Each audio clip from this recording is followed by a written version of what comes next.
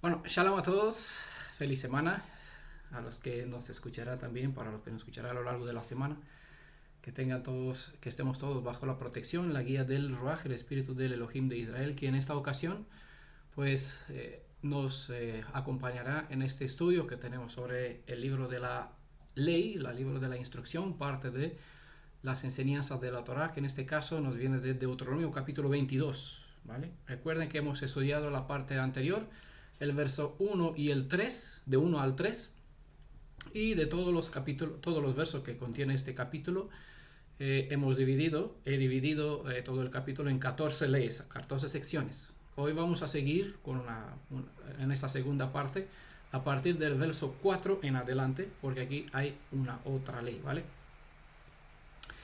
Eh,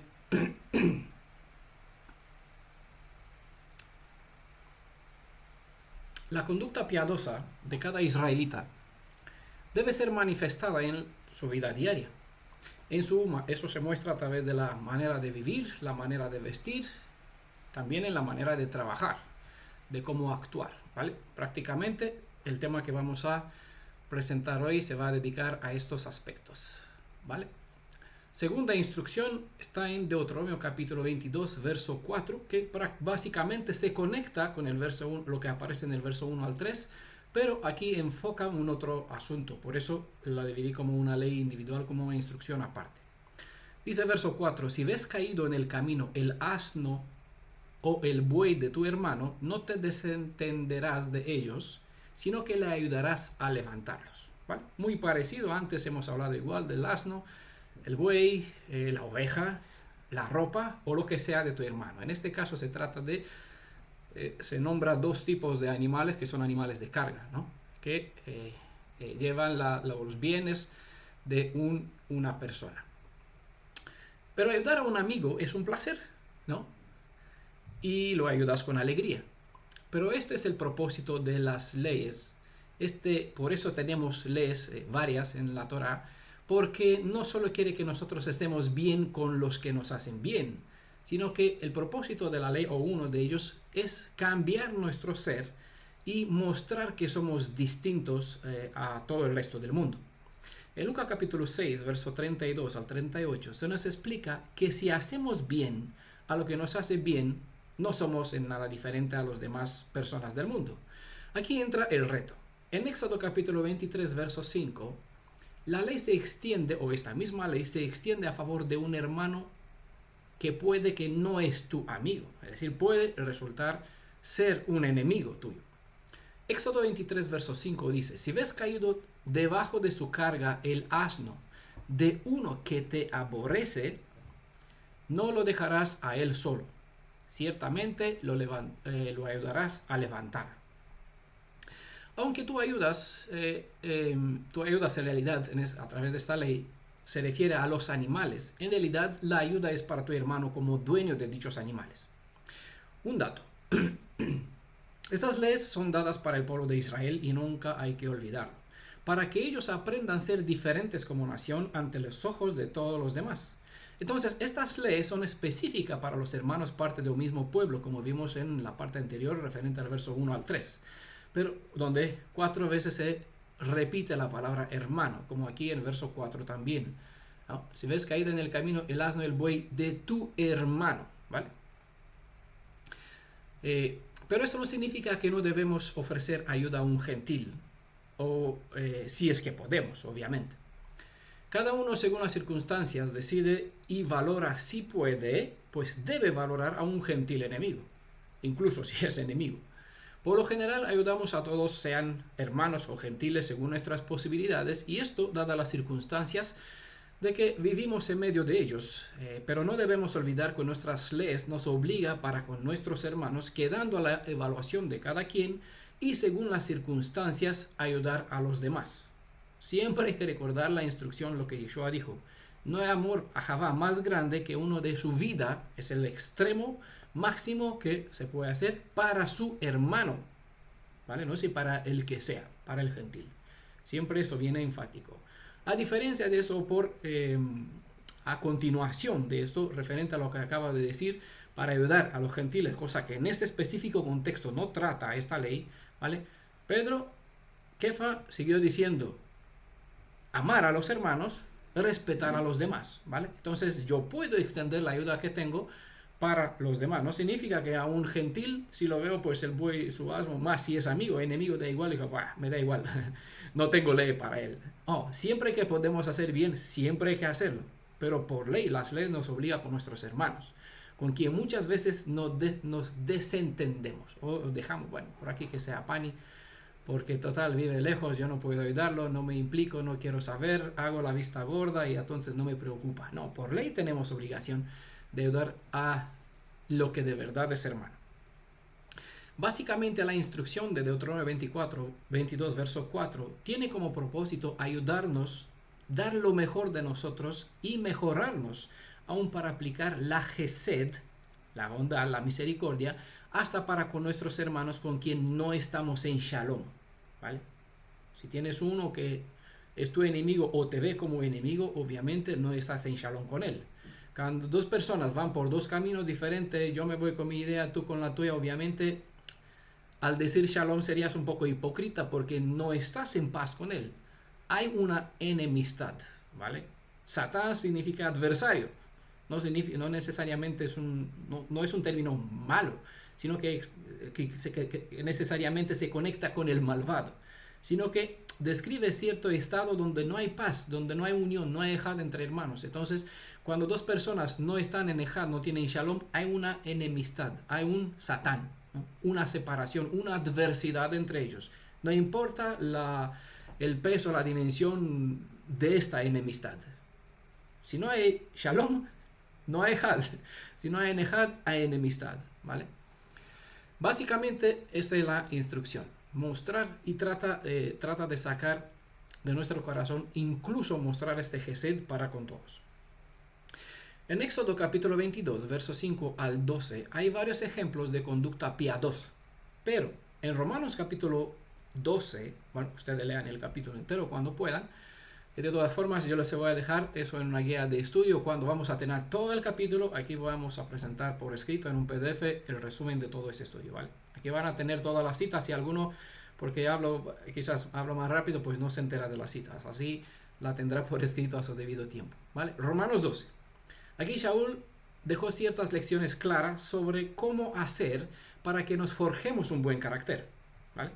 Pero a su vez, él cita del Tanaj, no es algo que se le ocurrió, no son el Pablo cristiano que se inventaron, no. Sigue siendo el benjamita, hebreo israelita, cuyo fundamento está o proviene desde el Tanaj. Aquí está la fuente de sus enseñanzas. Y es allí donde la sabiduría, ¿vale? En Tanaj, de donde citó Shaul, aquí la sabiduría nos instruye a todos cómo debemos actuar ante un hermano que puede resultar ser enemigo, ¿vale? Proverbios 25, verso 21 al 22 dice, si tu enemigo tiene hambre, dale de comer. Si tiene sed, dale de beber. Eso es una exhortación de lo que nos enseña Deuteronomio 22, verso 4. Es decir, independiente qué clase de favor hacemos a nuestro hermano con quien no tenemos shalom, eso es igual a levantar a su buey o a su asno, librándolo de su carga. Ya que como sea, el hermano que nos ve como enemigos lleva una carga pesada. Sigue diciendo este texto de Proverbio 25 que obrando de esta forma, no solo mostramos verdadera Javá para con nuestro hermano, sino que hacemos que su conciencia lo reprenda. Continúa el texto diciendo, así amontonas sobre su cabeza brasas encendidas. Y Adonai te lo recompensará, ¿vale? Porque es para con Adonai con quien nosotros nos comprometemos, porque Él es el que quiere convertirnos desde adentro hacia afuera y no tenemos que esperar la recompensa o la gratitud de nuestro hermano. Eso es otra lección, pero aquí la entendemos, que la bendición o la recompensa viene de nuestro Elohim a su debido tiempo. Haciendo el bien siempre mostraremos una actitud semejante a la que nos mostró nuestro Redentor a nosotros. Y quizás así, obrando de esta forma, aunque amontonamos brasas encendidas sobre la cabeza de nuestro enemigo, quizás su conciencia se dará cuenta, a ver, estoy en un error, tengo un problema, él me muestra, Gesed me muestra bondad todavía, Entonces, es esto precisamente lo que puede llevar esta actitud positiva que nos enseña esta ley, levantar, ayudar a tu amigo o enemigo, levantar su carga, la carga de su asno, que es suyo, ¿no? Es su propiedad, su beneficio, su cosa, su pertenencia. Podemos de esta forma ganar a nuestro hermano como amigo, ¿vale? En el caso que es un enemigo. Por otra parte, esta ley contiene cierto contenido mashiánico, ¿vale? Cierto contenido profético referente al Mashiach, porque Yeshua mismo nos mostró cómo es la Torah viviente, o cómo se vive la Torah de manera efectiva. Hablando del mismo Mashiach, Kefa, Pedro, conocido como Pedro, dio como supremo ejemplo a su maestro Yeshua, quien por excelencia aplicó esta ley según su propósito espiritual. Primera Pedro capítulo 2, verso 24 dice, y referente a Yeshua, él mismo llevó nuestros pecados en su cuerpo y sobre la cruz, sobre el madero, a fin de que muramos al pecado y vivamos a la justicia, porque por sus heridas fuisteis sanados. Cuando Efraín se alejó de los principios de la Torah, rápidamente todo buen principio se pervirtió, de modo que pasó a ser semejante a un asno salvaje, a un asno montés, un asno salvaje. Eso aparece en Oseas capítulo 8, verso 9, y también en Jeremías capítulo 2, verso 4. En Oseas capítulo 8, verso 10, se dice que la carga pesada debilitó a Efraín. Pero Yeshua no solo es el soberano de Israel, él es también, por bendición, el Goel de Israel. Y como pariente redentor, porque eso significa Goel, se dispuso a hacerse cargo del peso que este asno tuvo que cargar. Uno de los atributos de Yeshua como Goel, como redentor, es llevar la carga del pecado, y es lo que él hizo. Una enseñanza que de Shaul fue esta. La siguiente, Gálatas capítulo 6, verso 2, dice, ayudaos mutuamente a llevar vuestras cargas y cumplid así la ley del Mashiach. ¿Escucharon de esta ley? ¿Cuál es esta ley del Mashiach? Claro, los cristianos por aquí inventan un montón de gracia. Bueno, esta se encuentra o se hace referencia a ella, o Gálatas 6.2 la menciona porque aparece en Juan capítulo 13, verso 34. Aquí es donde se nos enseña que debemos amarnos con el mismo amor que Él nos mostró. Esta es la ley del Mashiach, ¿vale? Que cita Shaul en Gálatas 6, verso 2. Es evidente que nosotros, en realidad, para terminar con esto, en realidad esta dicha ley del Mashiach no es diferente a lo que ya hemos leído en la parte anterior, cuando hemos citado Levítico capítulo 19, verso 18. ¿Vale? Ustedes lo lean, porque esta dicha ley del Mashiach no es algo nuevo que añadió Yeshua o agregó, sino viene basado en fundamento que se presenta en Levítico capítulo 19, verso 18. ¿Vale? La ley del Mashiach, sobre el cual cita Shaul a Juan, que escribió las palabras, que puso por escrito las palabras de Yeshua. Estas palabras de Yeshua vienen citadas del Tanaj. Por eso, independiente, eso es un principio para que entiendan por qué, sea que lo escribe Juan, sea que lo dice Pedro, sea que lo menciona Yeshua o Shaul, debe tener el sustento en el Tanaj. Es el Tanaj el fundamento sobre el cual se edifica toda la creencia que nosotros tenemos. ¿Vale? A veces puede que una explicación no podamos ver el fundamento, pero cuando más se estudia sobre esta explicación, debe hallarse el fundamento que está en el Tanaj. En la Torá, Moisés o los Salmos, ¿vale? O todo lo que es Ketuvim, es decir, la suma de los libros Salmos, Cantares, Proverbios, Sabiduría, Eclesiastes, ¿no? Reyes, el libro que sea, ¿vale? Que no son profetas, que son todos los demás escritos que aparecen, las lágrimas de Jeremías, ¿cómo es? Lamentaciones de Jeremías, también forma parte de esa sección que llamamos Ketuvim, ¿vale? Torah, Nevim, Ketuvim son esos tres grupos de escrituras que nosotros les llamamos en conjunto porque son un acrónimo, un acróstico. Tanaj, ¿vale? Tanaj es la suma de esos tres grupos de libros.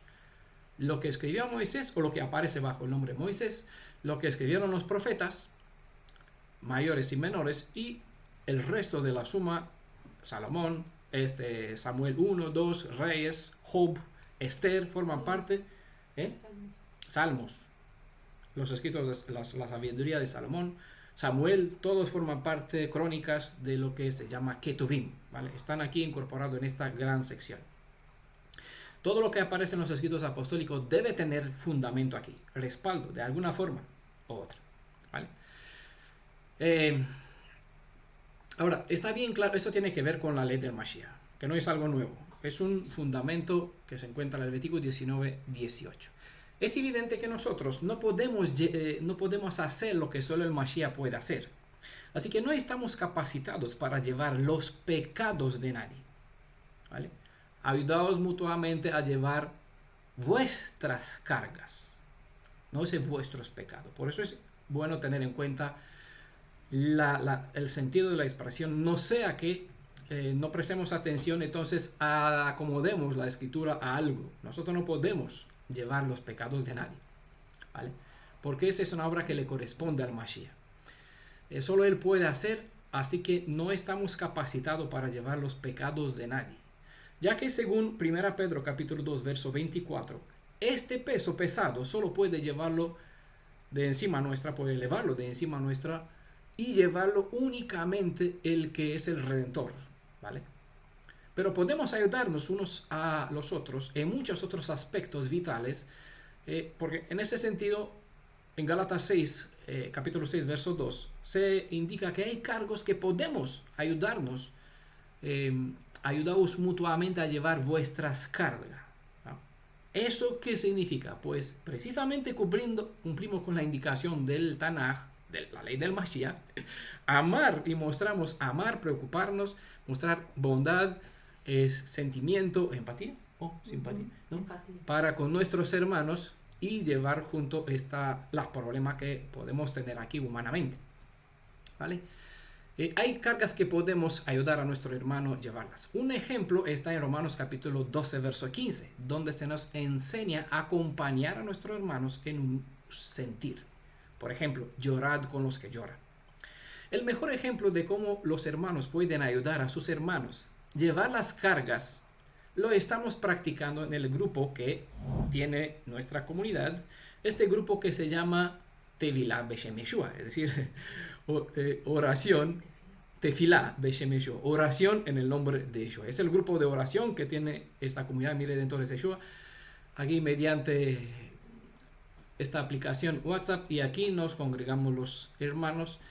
Aquí es donde conocemos el pesar de nosotros, de ellos, de otros, de los demás hermanos, y juntos pues oramos, nos aconsejamos lo mejor posible, lo que podemos hacer, lo que depende de nosotros en ayudarnos, ¿vale?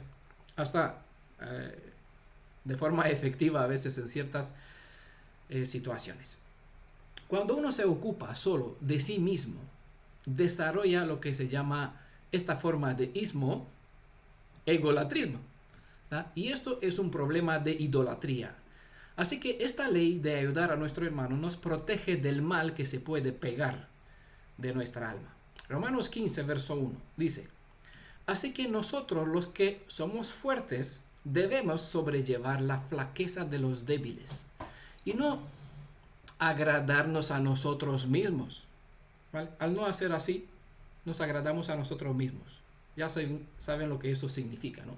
Lo que conlleva o a dónde lleva. Sobrellevar significa correctamente levantar, soportar, quitar. Es aquí el sentido del término que se usa, en este caso la versión griega, donde aparece ese término traducido con sobrellevar. Significa levantar, soportar, quitar. Pero aquí se usa en un sentido más amplio, es decir, su uso es más amplio. Soportar con paciencia, ser indulgente.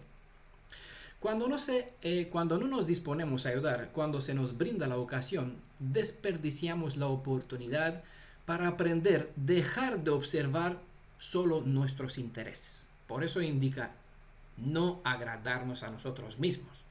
Porque si es un desgaste cuando uno se dispone a levantar el peso del otro. ¿Vale? Entonces, la Torá nos enseña que vale la pena hacer eso porque crea una conexión con los hermanos. Y ese enemigo lo puede convertir en un amigo. Desarrolla el amor. Sí, desarrolla la verdadera ajaba. No es la emoción barata. Te quiero, te amo, pero cada uno con su... Sí, no quiero que ni entrar en tu vida, ni saberlo, porque si sé lo que te falta, pues me cargo yo. Pues sí, por eso necesitamos tener esta intimidad, esta conexión, esta ejad, porque al conocernos, pues nos identificamos, nos acercamos unos a otros, pues indirectamente uno se carga o eleva la carga del otro, uno se siente más libre, más que no está solo, ¿vale? El peso de la soledad, el peso que no sabe qué hacer, cuando otra persona está a su lado y lo comprende, aunque no hace nada, simplemente está aquí para escucharlo, lo libera uno de su carga, ¿vale? 1 Tesalonicenses capítulo 5 verso 14 y dice: y os exhortamos, hermanos, a que amonestéis a los indisciplinados, animéis a los desalentados, sostengáis a los débiles y seáis pacientes con todo. Claro, ¿qué tiene esto que ver con la instrucción de Deuteronomio capítulo 22 verso 4 de levantar las cargas? Pues bueno, esta es instrucción para actuar.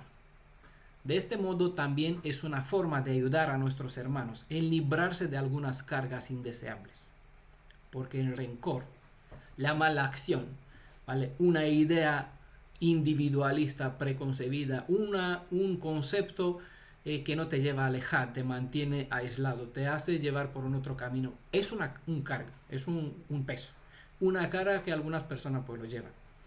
Entonces, pero ellos se sienten cómodos. Sí, ellos se sienten bien, no se dan cuenta, pero tú, si lo ves, vimos en la parte anterior, estás obligado a decírselo, porque si no, tú cargas tu conciencia con un peso de algo malo que ves a tu hermano hacer y lo guardas para ti, no lo estás diciendo. Entonces, aunque una persona no es consciente que lleva un peso malo, ¿vale? Tiene la obligación al verlo, decírselo, amonestar incluso si hace falta, advertir a los indisciplinados, porque claro, aunque él no se ve indisciplinado, tú lo ves, y si no tomas acción para decírselo, que tiene una mala conducta, una conducta adversa, tú cargas el peso de él, y él seguirá haciendo el mal, porque tú no lo estás diciendo. Tu conciencia se carga con la maldad y se te pedirá cuenta. Bueno, ya llegamos a eso. El asno, como el buey, son animales de carga y son propiedad de un amo. Lo que carga un animal es el cargamento que lleva el dueño.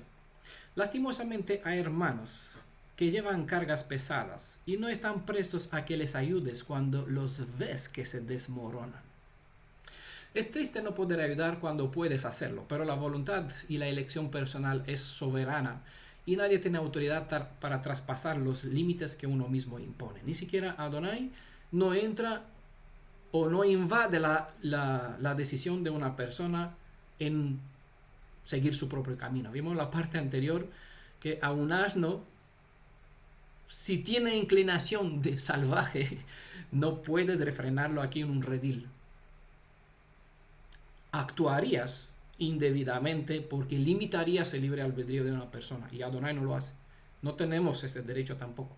Él quiere seguir su propio camino como Abraham, a la izquierda, a la derecha, como en el caso de Lot. No puedes hacer nada, tú tienes tu camino, tu instrucción, tienes que seguir adelante, ¿vale?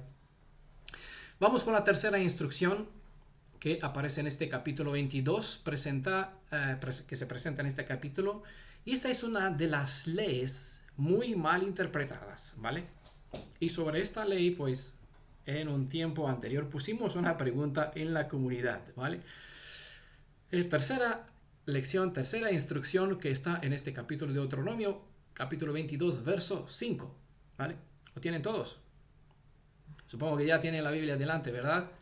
Si hacen así con la cabeza, espero que lo vean. Vale. Bueno, chicos, entonces a medida que están leyendo el verso, Seguramente recordarán el debate o en la charla que tuvimos en la comunidad cuando les pregunté sobre lo que creen que quieren decir este verso. Se citó por aquí. La pregunta fue, ¿puede una mujer vestir pantalones? Bueno, era una pregunta con truco, porque obviamente esta palabra pantalón no existe en la Biblia. No existe, ¿vale? En la Biblia se habla de calzones y esto aparece por primera vez mencionada en el contexto del sumo sacerdote cuando tenía que subir los peldaños para traer el sacrificio y la ofrenda, no sea que bajo la falda se la vea la desnudez. Entonces había la instrucción que se cubra su desnudez con unos calzones, ¿vale? Es lo que aparece en la Biblia, pero pantalones no existen. Bueno, vamos, Deuteronomio capítulo 22, verso 5. La mujer no vestirá ropa de hombre. Estoy leyendo de la edición Corona de Jerusalén, todo este capítulo voy a leer de esta edición. La mujer no vestirá, no llevará ropa de hombre, ni el hombre se pondrá vestidos de mujer, porque el que hace esto es una abominación para Adonai tu Elohim. Si alguno tiene otra edición que suena diferente, pueda leerla. Si quiere, si no voy a seguir. O dice igual parecido en vuestras ediciones.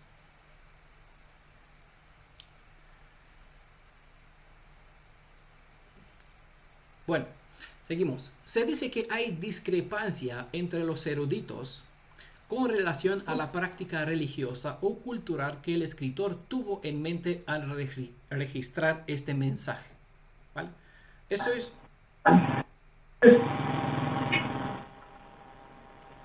¿Sí?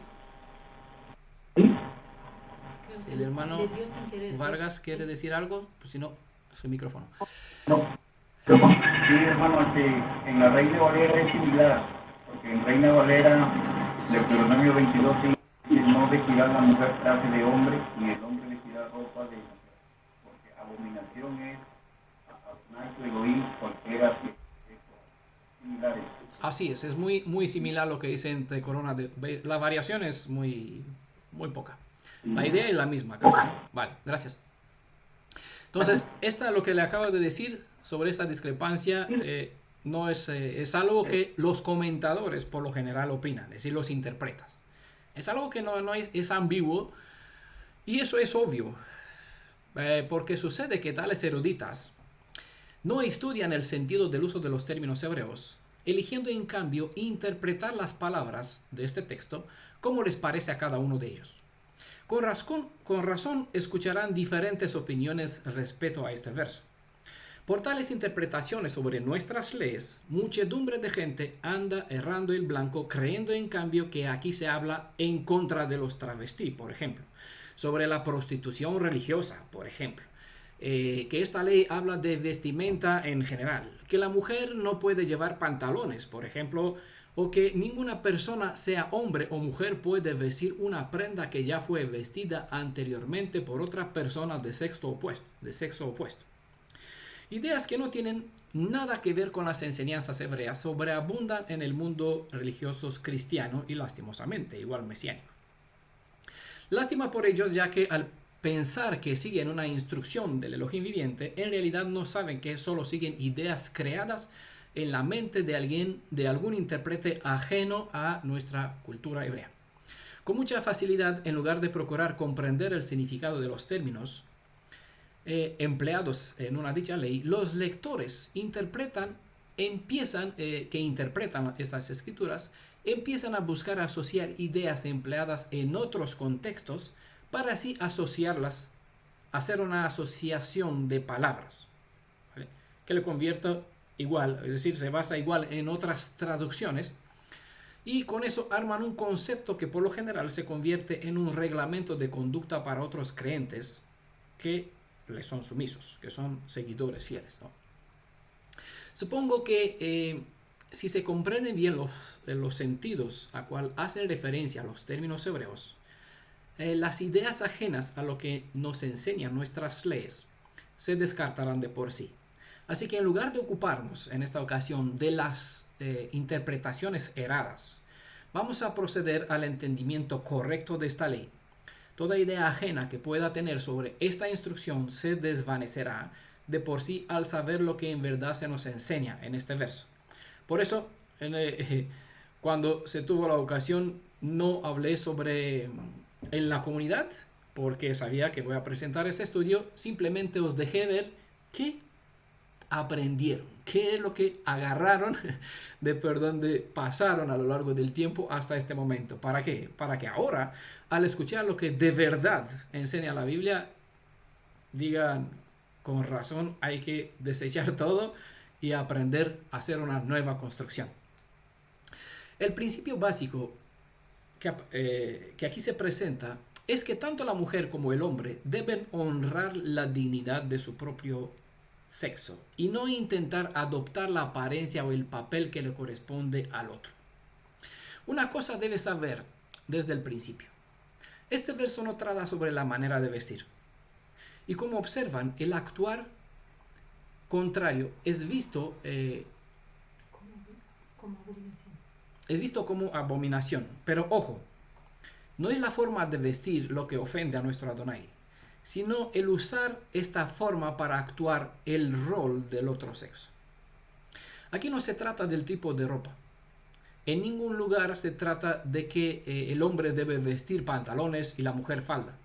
Esta idea es una interpretación que no viene de nuestros escritos. Para los tiempos bíblicos, tanto los hombres como las mujeres vestían una especie de faldas o mantos largos para cubrir sus partes y que no se practicaba el uso de los pantalones. ¿Vale? Como he dicho, eso no aparece en la Biblia. Parece que el uso de los pantalones proviene de la cultura celta hace unos 2600 años y luego los pueblos germánicos la siguió. Algunas otras naciones usaban algo parecido a los calzones o simplemente pues no usaban nada. Como los suecos, creo que no. Los griegos tampoco no usaban pantalón, tenían solo una falda y nada más. La palabra hebrea para mujer, ¿vale? Vamos a tomar en cuenta todos los términos que aparece aquí en el texto hebreo para así entender de qué trata este asunto. Entonces, la palabra hebrea para mujer, creo que la más fácil, toda la conoce, es isha. El término señala a cualquier persona del sexo femenino sin tener en cuenta la edad o si es virgen, si está casada o no. De esta manera se correlaciona con hombre, porque viene de la palabra isha, viene del hebreo ish. La base de estos títulos provienen de Génesis capítulo 2, verso 23, donde está escrito, será llamada mujer, es decir, isha. ¿Por qué? Porque fue tomada del hombre. Hombre es ish, ¿vale? Será isha porque fue tomada del ish.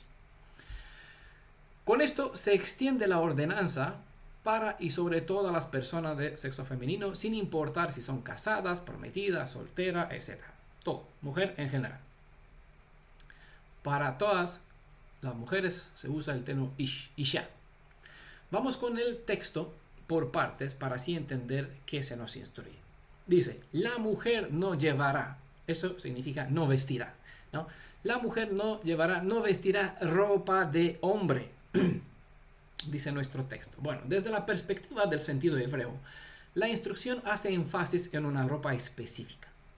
Hay intérpretes que afirman que la ley no especifica de qué clase de ropa se trata, pero esta interpretación, como he dicho, o creencia, viene porque los que creen esto en realidad solo interpretan el texto sin ir al sentido original de las palabras empleadas.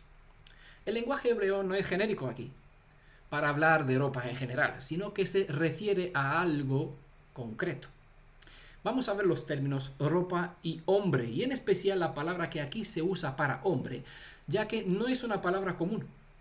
En el hebreo, algunos términos son factores predeterminantes para el sano entendimiento de lo que quieren decir las demás palabras. En este preciso contexto, la palabra hebrea que se ha traducido con hombre en este texto es aquí una palabra clave. Es un término específico que define a un cierto tipo de persona y por lo tanto condiciona la siguiente palabra para definir un cierto tipo de cosa que no puede llevar una mujer hebrea. Dice el texto, la mujer no llevará o no vestirá, dice la instrucción. Vestirá, el término hebreo usado aquí es hayá, que se traduce con existir, ¿vale? Llegar a ser o tener lugar, acontecer, ¿vale? Este verbo no tiene nada ni con llevar ni con vestir, con lo que se traduce. Pero en hebreo, donde aparece la palabra que se traduce con vestir o llevará, es hayá. ¿Vale? Este verbo puede tener igual el sentido de tener lugar o acontecer. ¿Vale? Este verbo destaca la presencia o la ausencia, según el caso, de algo. La expresión lo hayá, no hallará, no vestirá, como se traduce lo hayá, traducido con no vestirá, en esta edición es determinante. La palabra traducido por ropa en el hebreo es kli. Es aquí el énfasis porque este término es específico, o sea, y hace referencia a una típica vestidura que distingue a un hombre de una mujer. Aquí no se trata de lo que se interpreta de que la mujer debe vestir ropa que tiene la costura para mujeres y los hombres la que tiene costura para los hombres. Nada de eso. El término hebreo kli se refiere a vaso, vasija, receptáculo, cosas genéricas, enseres, ropa, puede ser utensilio, herramienta, instrumento, ornamento o joya, armadura o armas, ¿vale?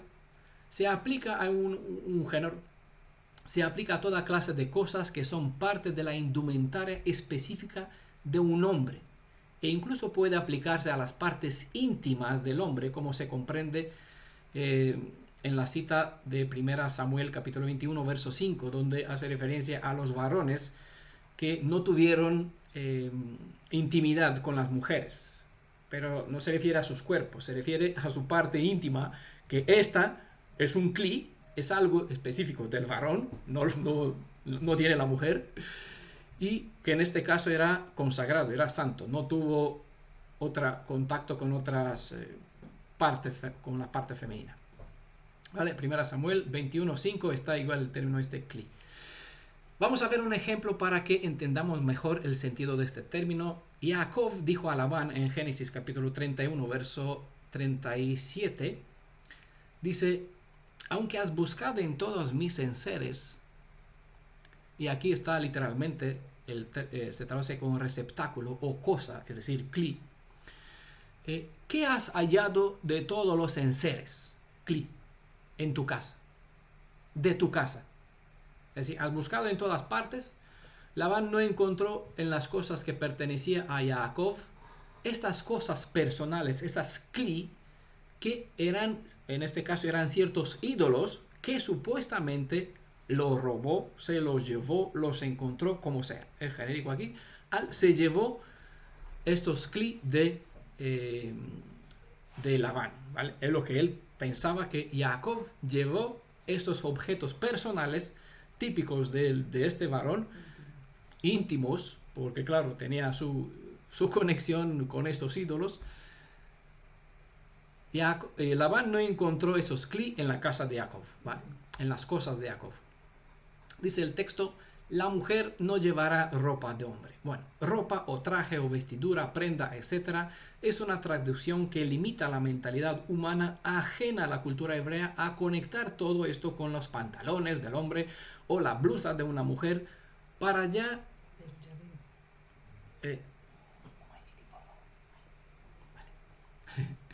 Ya ven que el término hebreo hace referencia a lo que es pertenencia del hombre, ¿vale? Se refiere a cosas que por lo general forman parte del diseño para cual el hombre fue creado. Algo que no es parte del diseño para cual fue creada la mujer, ¿vale? Es específico para el hombre, no pertenece a la mujer. Ahora, y como les decía, es el término hebreo que se ha traducido con hombre, la palabra clave en todo este asunto relacionado con lo que expresa el término kli. Dice nuestro texto, la mujer no llevará ropa de hombre. Aquí tenemos kli gever, ¿vale? Kli, es decir, objeto de quién. Se ha traducido con hombre, pero en hebreo es gever. La mujer no llevará encima indumentaria de gever. Este término es un sinónimo de ish, que propiamente se refiere al hombre, a una persona, a un varón. Pero en este caso no se trata de un genérico ish, sino de un hombre valeroso o guerrero, fuerte, poderoso. Gever es hombre duro, es decir, varón. Puede que con esta ocasión pueden comprender por qué el Tanaj advierte que hay una maldición cuando se llega a sustituir la confianza en las enseñanzas del Todopoderoso. Es decir, cuando una persona pierde la confianza en las enseñanzas del Todopoderoso Elohim de Israel y en su lugar llegan a confiar más en un hombre, en un Geber, que puede ser tu líder o incluso puede ser tú mismo. Uno puede ser el mismo o puede sustituir la voluntad, las leyes, las indicaciones del Elohim de Israel con su propio yo, cuando tú te tomas la autoridad de elegir un camino personal separado de la suma de las enseñanzas que como pueblo se nos dieron. Por ejemplo, está Jeremías capítulo 17, verso 5. Es aquí donde aparece este término Geber referente al brazo de carne. ¿A quién se refiere? Es una metáfora para indicar la confianza que una persona tiene más en un hombre que en Adonai. ¿Vale? A Adonai no lo vemos, tenemos su palabra. Y aquí tenemos personas que enseñan de las enseñanzas de Adonai y personas que saben que esa persona enseña de las enseñanzas de Adonai, pero dice, no, yo quiero seguir mi propio camino. Entonces, en este caso, uno confía en él mismo, haciéndose a sí mismo un Geber, y en este caso convierte su propia confianza en maldición porque se pone en contra obviamente de la voluntad de Elohim, siguiendo sus propias ideas, placeres, quehaceres, bueno, cada uno como considere. Jeremías 17, verso 5. Otros sinónimos para Geber son Zakar, que por igual se refiere al hombre como varón. ¿Vale? Jeremías capítulo 30, verso 6 es donde aparece este término de esta forma traducida así. Otro término es Enosh, que es igual hombre. Está en Job capítulo 4, verso 17. Y Adam, que igual significa, se puede traducir con hombre. Pero en este caso, como una referencia a la especie. En este caso, Adam se refiere enfatiza la parte de la naturaleza de la creación para diferenciarlo de una especie que es igual a un animal, puede ser un ave. Igual así, Adam define el género humano a diferencia de las demás especies del mundo. Job capítulo 14, verso 10 es donde aparece este término Adam, ¿vale? Que se traduce igual con hombre. Un Geber define a un varón como antónimo de mujer, Ish, Isha. ¿Vale? Ojo, que Geber no es un hombre cualquiera. Un anciano también es un hombre. Y un joven igual. Pero no se les puede calificar como un valeroso guerrero. Por ejemplo, David, quien no tenía la edad de ir a la guerra, pues por esa razón Shaul ni sus hermanos lo vieron como un Geber. Aunque él, en su espíritu, ya lo era. ¿Vale? La imagen pública no lo calificaba para tal título. La edad óptima para que un varón se muestre ser un Geber abarca entre los 20 y 50 años para los varones. Un ejemplo de la aplicación de este término lo tienen en Primera Crónicas capítulo 23, verso 3, donde fueron contados todos aquellos levitas que tenían por encima de 30 años. ¿Vale? Cuando miran el término hebreo estará aquí la palabra Geber, aplicada a estos varones que eran superiores a 30 años. El verso 5 dice, no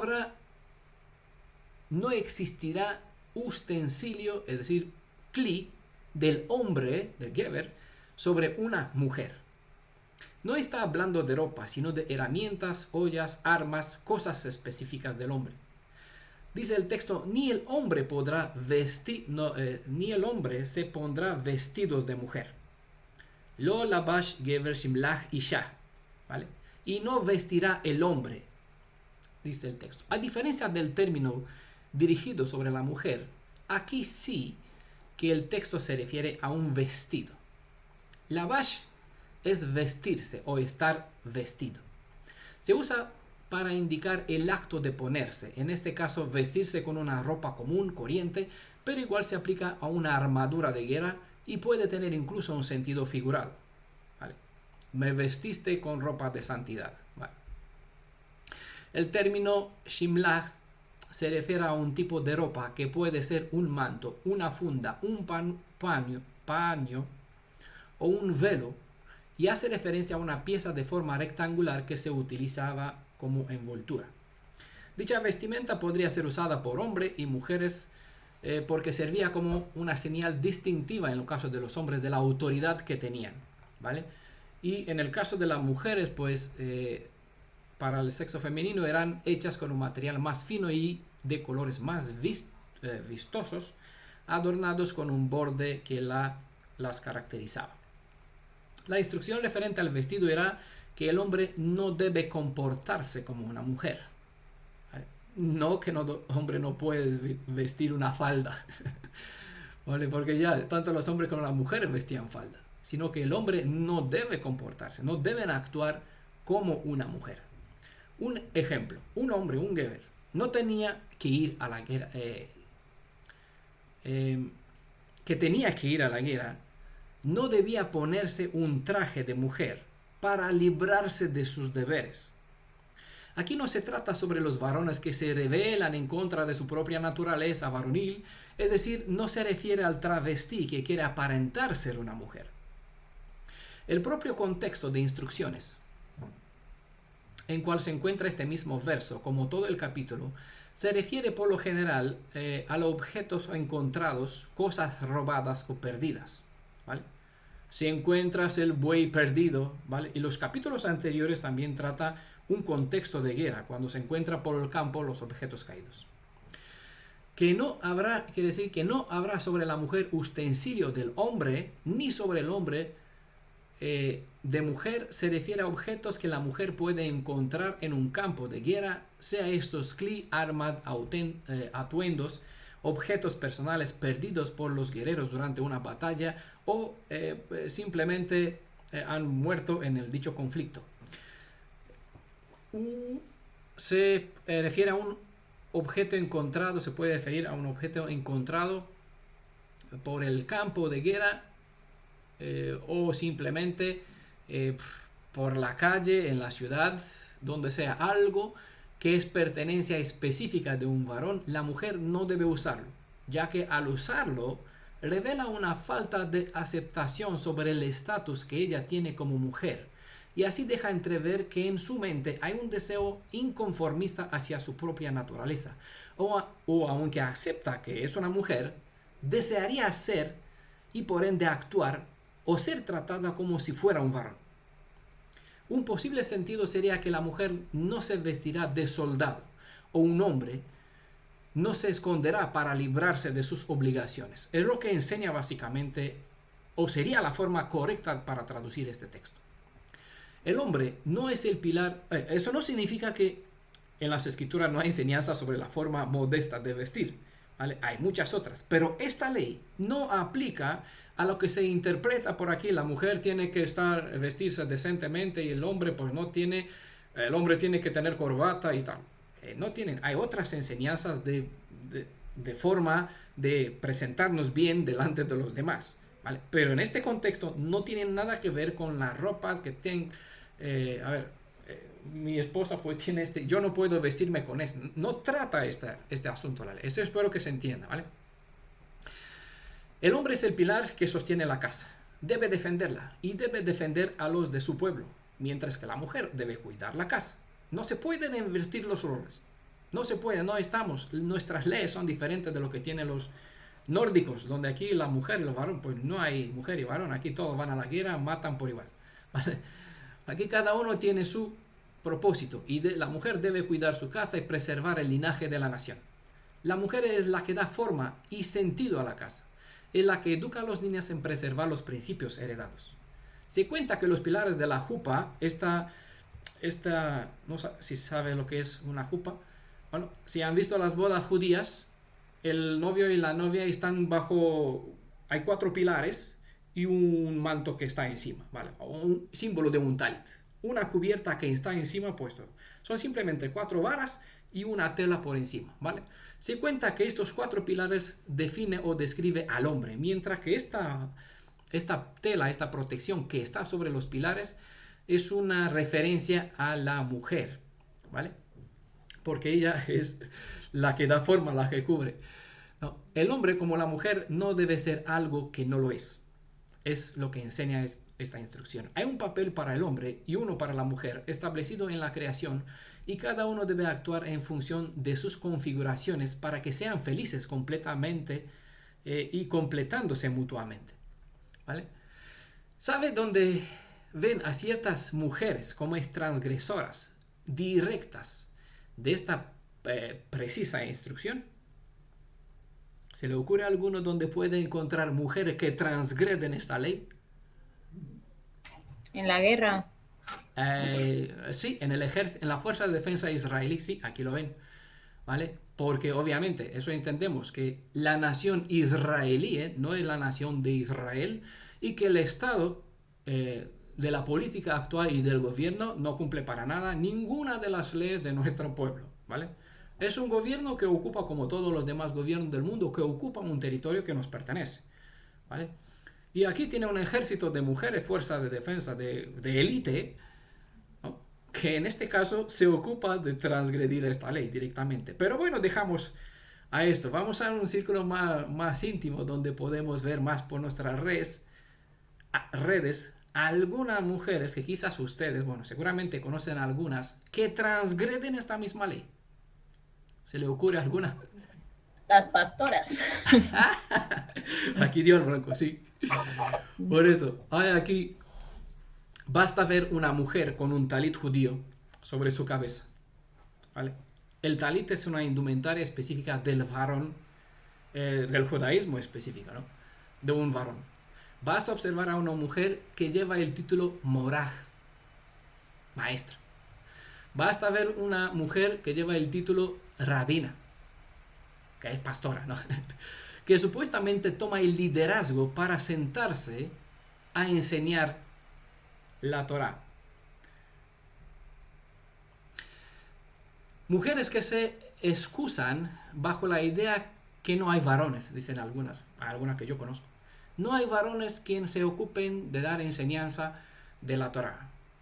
Pero ya ven que cuando encuentran o reconocen a algún varón como instructor, no se sujetan, sino que siguen siendo ellas las que quieren ser las instructoras de la Torá.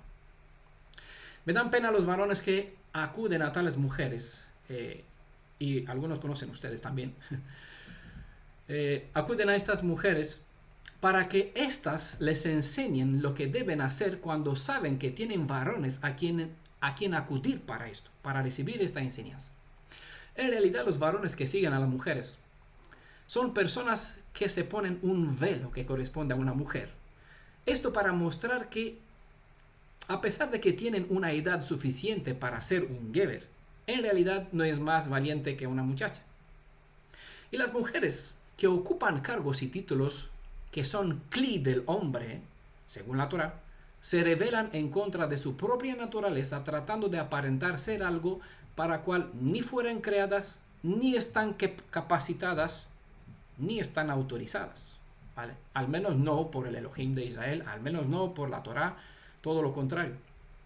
No quiero faltarle a nadie ni que nadie me malinterprete, pero eso es una realidad. Hoy hay valores que enseñan que ropa de mujer es todo lo que tiene que ver con falda y ropa de hombre es todo lo que tiene que ver con traje, pantalones y corbata. Pero esto no es lo que enseña la Biblia. Los israelitas usaban también faldas y por ende no se puede decir que los vestidos largos son exclusivamente para mujer. Comprendan que esta cita descarta por completo la idea preconcebida sobre el tipo de vestimenta. Es más, ¿vale? Podrá escuchar a alguno decir, bueno, se puede imaginar que los varones al tener esta bata larga que los cubría, cuando tenían que correr estando en la guerra, pues se la tenía que suflecar, ¿cómo se dice? Recoger más arriba, entonces convertía esta falda en minifalda, ¿no? Para así encima de la rodilla para poder correr y así guerrear, ¿no? Bueno, sigue nuestro texto diciendo, porque el que hace esto es una abominación para Adonai tu Elohim.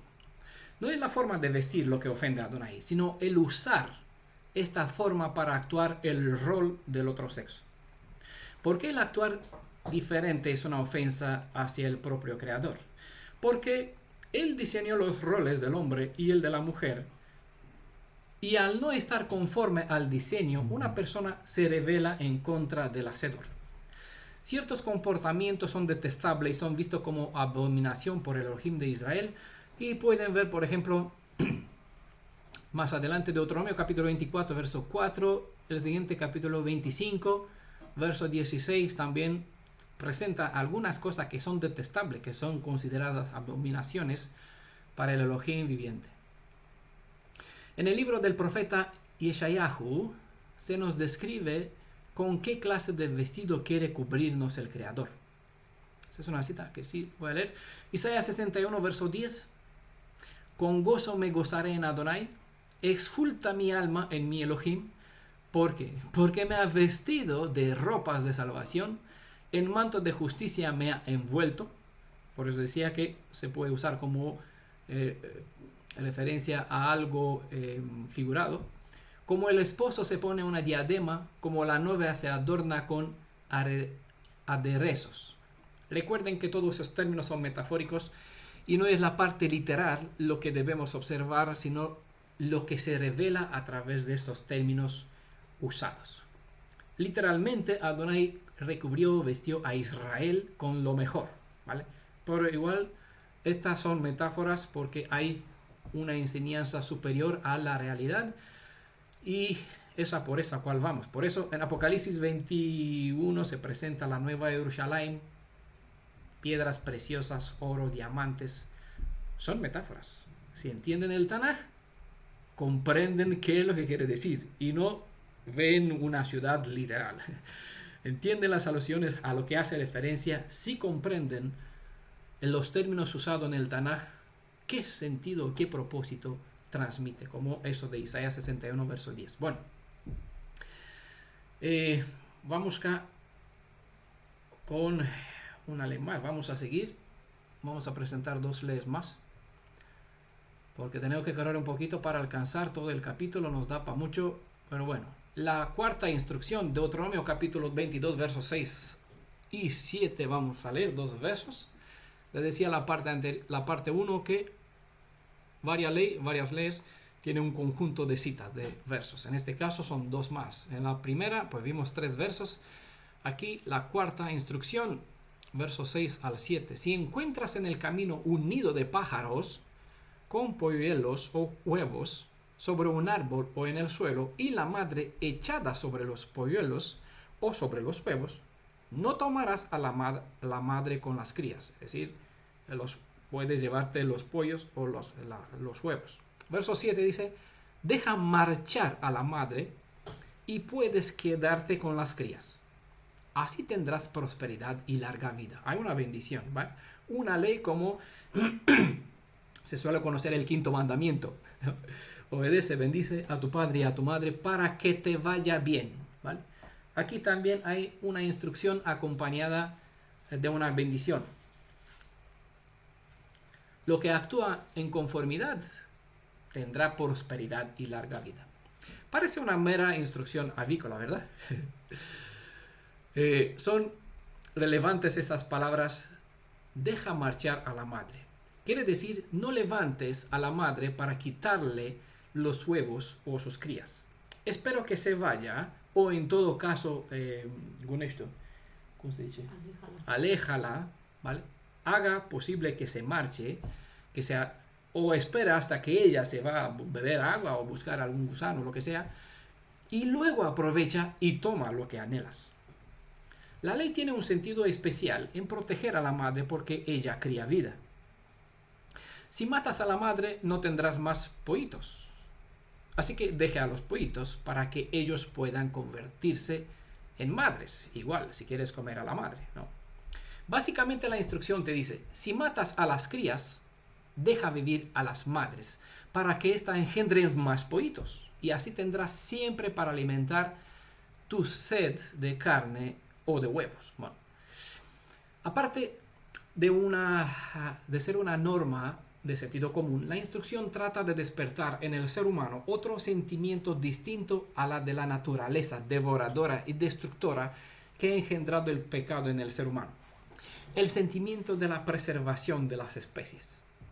Por otra parte, la instrucción pone en manifiesto mostrar la ternura de los padres hacia sus hijos, en este caso hacia las crías. No solo las personas, sino también los animales o las aves, en este caso, a su modo, muestran cierta clase de afección hacia sus crías. La naturaleza y toda la creación forma parte de nuestro entorno, todo ser creado, y nuestro corazón debe estar abierto y en sentimiento con toda la creación. La compasión debe ser mostrada para con todo ser. Bueno, se puede hablar más sobre esta pista, pero vamos a lo que nos importa. En Levítico capítulo 22, verso 28, hay otra instrucción que nos enseña sobre la compasión. Pero esta ley también contiene un principio espiritual. Esta ley de Deuteronomio 22, verso 6 y 7. Se nos revela que las personas que están obrando para engendrar más vidas están protegidas por leyes. Como en Levítico 22, 28. No mates a la madre y a la hija, a la cría en este caso, ¿vale? En un mismo día. Esto aplica a todos aquellos, esta ley que protege la vida de los progenitores, aplica a todos aquellos que se dedican a instruir a los demás en cuanto a cómo vivir. Se nos revela que las personas que están obrando para engendrar más vidas están protegidas por leyes. Eso es referente a los padres. Aplica a todo el género de padres por lo general, sea de hombres o de animales o de las aves, de reptiles, de lo que sea. Lo que es lo que engendra. Todo género de padres que engendran descendencia independiente de la especie que sea. Por igual aplica a los padres espirituales, como decía, quienes se dedican a criar. Eso se refiere a la instrucción para que nuevas personas entren en la vida eterna. Hay leyes que protegen. Adonai es sabio. Pero hay más. Esta misma instrucción contiene una referencia profética sobre Israel. Israel o Jacob es el nombre común bajo cual se reúnen todos los hijos de los 12 tribus que forman la nación hebreo-israelita. Metafóricamente, Jacob o Israel como título o nombre es el nombre de una madre cuyos polluelos, incluso siendo ellos huevos, son los hijos de Israel. Decía, para ahorrar tiempo solo voy a dejar aquí las ideas principales. No hay tiempo para desarrollarlo tanto porque nos alargaríamos mucho. Así que para ahorrar tiempo traté de condensar, de resumir lo mejor posible en pocas palabras. Pero claro, se pueden desarrollar las ideas para traer más fundamento como de costumbre. Pero hoy voy a ser más cortito con estas últimas leyes. Decía que son relevantes esas palabras. Deja marchar a la madre. ¿Por qué? Porque las naciones se llevaron a los hijos, pero la ley del Creador ha protegido a la madre. Las naciones enemigas gentiles han logrado destruir, comió muchos polluelos. ¿Vale? Es decir, a muchos hijos de Israel más han destruido, han desterrado, han matado, se han aprovechado, lo han usado de toda forma como han querido, han hecho con ellos lo que han querido, pero no han destruido a la madre. No se han comido a Israel. La madre siempre ha estado aquí aun cuando no se han visto los hijos. Por bendición, estos hijos apartados de esta madre se les serán devueltos en un tiempo que aún estamos esperando presenciarlo. Hoy esta madre llamada Israel está diciendo, y voy a citar de lo que está en el Tanaj, y dirás en tu corazón, ¿quién me ha engendrado estos? Pues yo había sido privada de mis hijos y era estéril, desterrada y errante. Estéril en el sentido que no tiene hijos, es como una persona que no tiene hijos, ¿vale? No puede hacerlo, aunque lo tenía. Acaba de decir, yo había sido privada de mis hijos. ¿Por qué? porque aunque hay ley que protege a la madre, se llevaron los pollos. ¿Vale? Y dice en la profecía del Tanaj, y a estos, pregunta la madre de Israel, ¿quién los ha criado? Porque si los llevaron, y aquí yo había sido dejada sola. ¿Y estos dónde estaban? Cierta justicia permite al devorador quedarse con las crías. ¿Vale? En otros estudios de la profecía, en Zacarías, en el libro de Osea, hemos visto por qué hay una justicia donde Adonai no puede impedir que se lleven a los críos, a los huevos. Entonces, por bendición, encapsuló en esta instrucción que está en Deuteronomio 22, versos 6, 7, profecía que trata sobre una protección especial que él tiene para con su pueblo.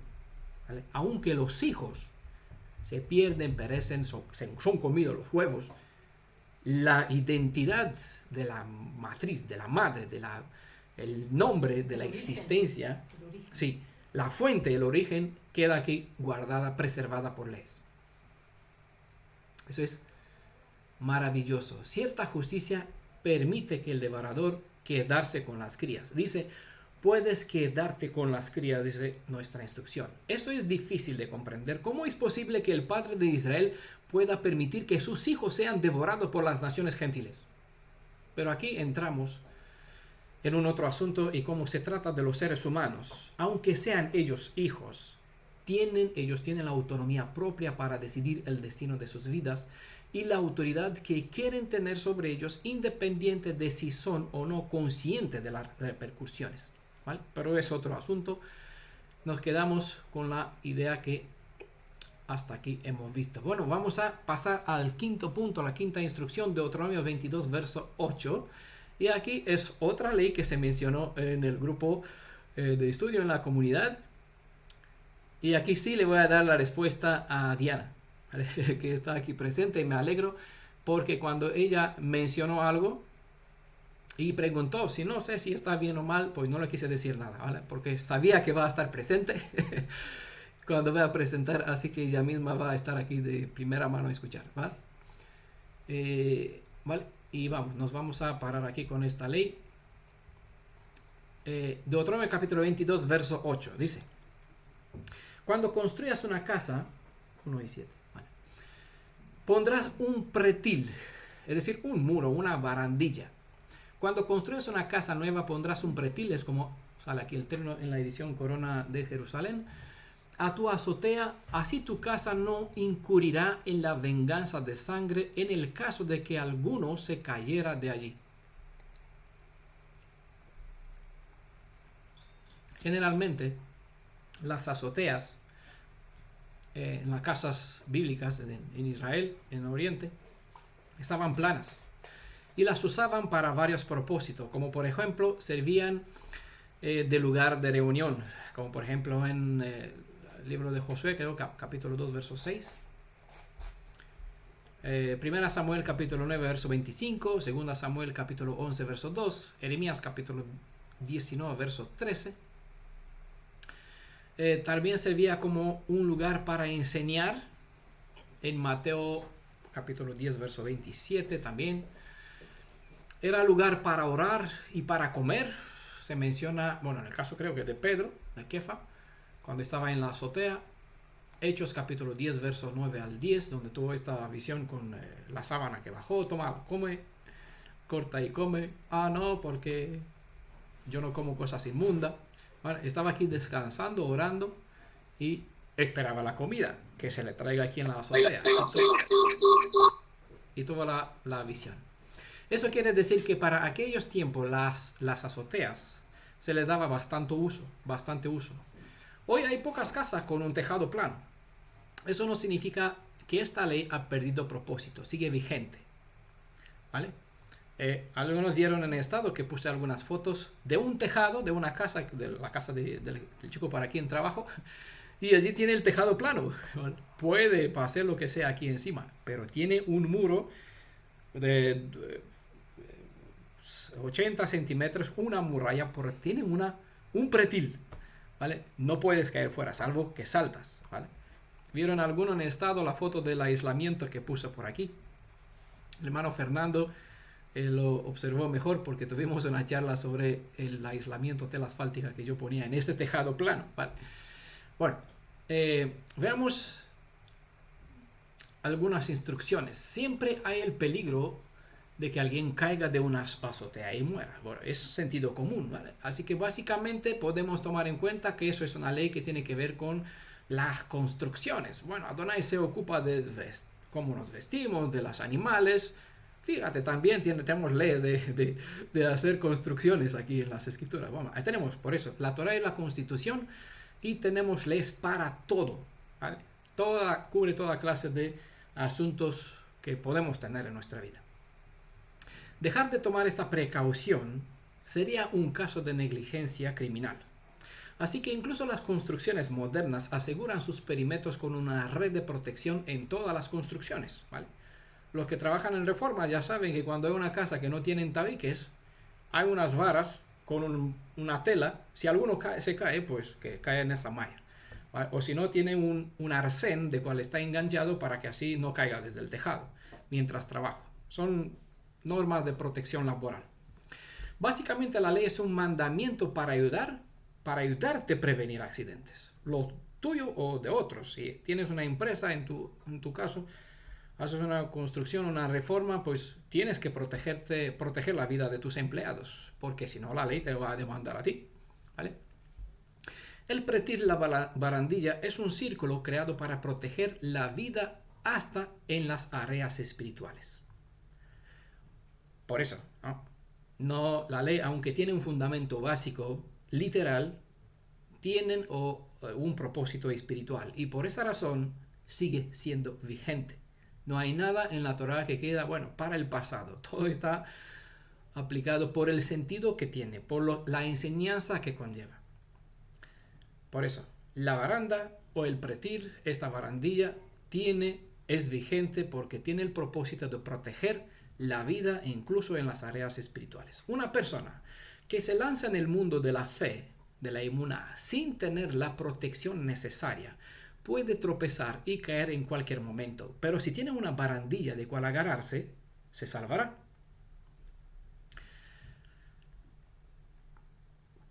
En Isaías capítulo 5, ustedes pueden leer, si conocen la historia aquí de la viña, que es del viñedo que se representa a Israel, se presenta la Torah como una muralla, un vallado, ¿vale? Una defensa, un escudo, una barandilla protectora para la casa de Israel, que en ese caso se presenta metafóricamente como un viñedo.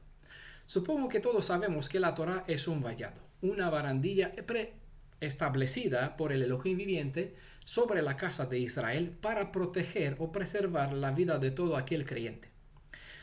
De todo aquel que rompe esta barrera, todo aquel que la salta, la destruye o simplemente no se rodea con ella, será culpable por su propia muerte y se le imputará la muerte de todos aquellos que perecieron o perecerán bajo su influencia.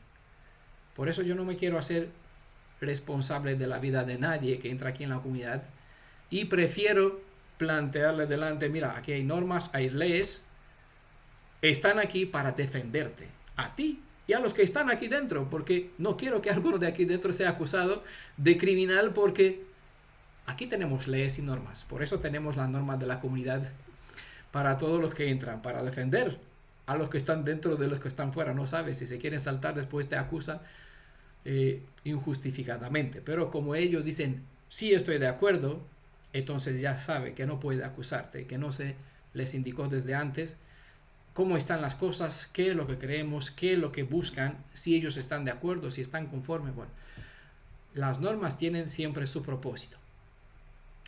Tu casa no incurrirá en la venganza de sangre. Bueno, hay mucho que se podría hablar sobre este asunto, es maravilloso, sobre el vengador de sangre, que en este caso es un pariente cercano al difunto.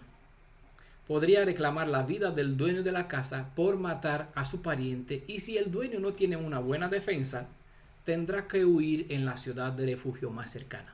Bueno, sé que hablo en un lenguaje bastante metafórico. Si no conocen las instrucciones, quizás no entenderán nada, pero bueno, no podemos entrar en estos detalles ahora.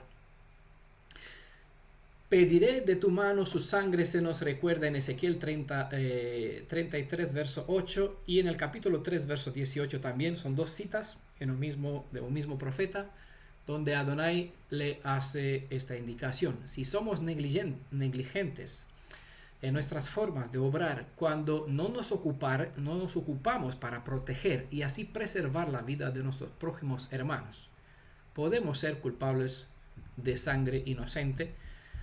O incluso si nosotros somos inocentes, si no podemos probar esta inocencia, pues se nos culpará con personas que no hicieron bien el deber, y la sangre de esas personas se puede pedir de nuestras manos, según Ezequiel 3:18. En la vida diaria, un mal consejo puede hacer caer a tu hermano. Del mismo modo, como un buen consejo puede servir una barandilla que protege a tu hermano para no caer en un mal. En Ezequiel capítulo 22, verso 30, se está buscando a los constructores de vallados, aquellos que deben proteger a la vida de sus prójimos. Si una persona está en tu casa, por ejemplo, debes tomar las medidas para que el enemigo no determine circunstancias para que aquel que se encuentre en tu casa caiga y muera. Por eso, pon normas y principios por manifiesto para que no te hagas culpable de la vida de nadie. Recuerden que la segunda consonante de hebrea es bet. En su forma pictográfica es una casa. Y de aquí, de esta forma, viene de esta palabra, de esta imagen, viene el propio nombre bait, que es casa. Nuestro cuerpo es la casa, y esta ley nos enseña que debemos procurar tener una cerca para nuestra casa espiritual, para nuestra alma, a fin de protegernos a nosotros mismos de posibles peligros, porque podemos caer. La octava consonante de hebrea, het, y su forma pictográfica presenta una veranda, una cerca, y esta se suele poner para que la gente no caiga en jata. ¿Qué significa la palabra hebrea jata? Pues significa pecado. ¿Sabe qué es el pecado? Pues lo opuesto a la Torá. Torá significa apuntar, como apuntas a la diana para dar al blanco. Jata es fallar el blanco. Pecado. ¿Vale? La Torá nos enseña estar cercados a fin de estar protegidos y no fallar el blanco, ya que fallar el blanco es igual a caer en pecado. Igualmente, aquí se nos instruye a poner un límite, un cerca a los propios pensamientos, porque la mente puede deambular por caminos que no edifican, sino más bien destruyen, porque todo lo que traspasa los límites de la Torá puede llevar a sufrimiento y muerte. Recuerden que el asunto enfatiza la idea de una construcción nueva, ¿vale? Y eso es maravilloso, saben que los detalles no están puestos aquí para nada, ¿no? Todo tiene un propósito. Aquí les voy a dejar algunas ideas en cual mediten, y bueno, vamos a dejar el asunto abierto siempre que después de ese estudio podemos aclarar más, hablar sobre esos asuntos. Aquí estamos todos, ¿vale? Aquí nos encontramos delante de esta instrucción. Vuelvo a leerla, ¿vale? Bueno, volveré aquí a las escrituras. Cuando construyes una casa nueva, ¿vale? ¿Qué hay que hacer? Pues pondrás un pretil. Todos nos encontramos en esta misma situación. Estamos todos construyendo una casa, una comunidad o incluso una nación. Se supone que hemos destruido la ruina de la antigua casa, dejándola, esta casa muerta, es decir, enterrada en el fondo, abandonada, destruida, enterrada en el fondo del mar cuando hicimos la Tevilá, ¿vale? Cuando tomamos el voto del bautismo en el nombre de Yeshua, porque el bautismo significa muerte, ¿vale? En este lenguaje, desde esta perspectiva, hemos dejado lo que éramos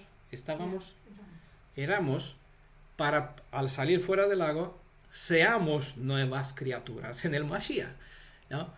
Y nosotros igual, de misma forma, formamos parte de un pueblo que somos piedras que se arman para una construcción nueva, un templo espiritual, un templo viviente, ¿vale? Entiendan la senda.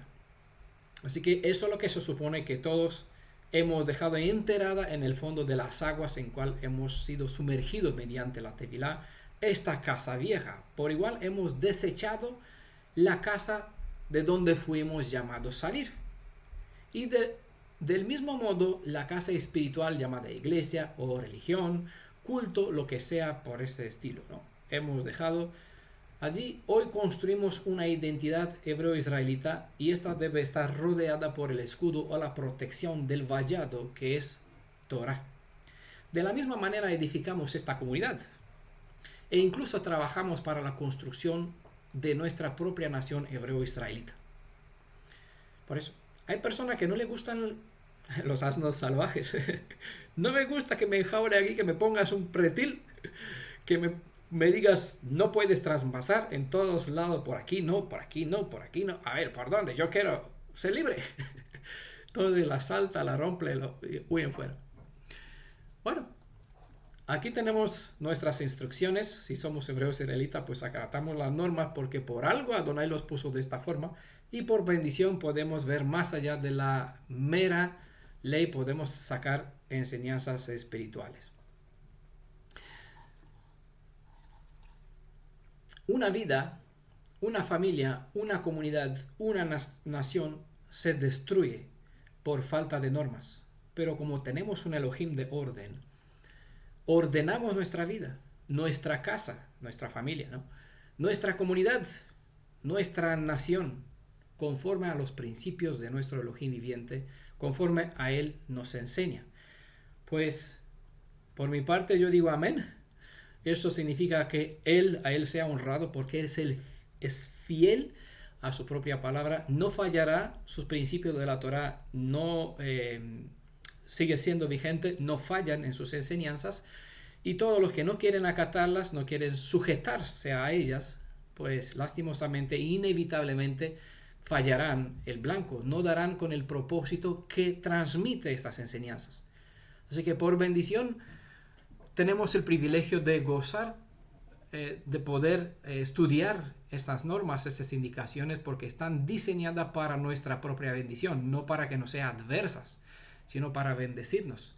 Así que a Él sea toda la honra, toda la bendición que nosotros podemos darle, aunque bueno, es impropio decir que nosotros le bendecimos a Él.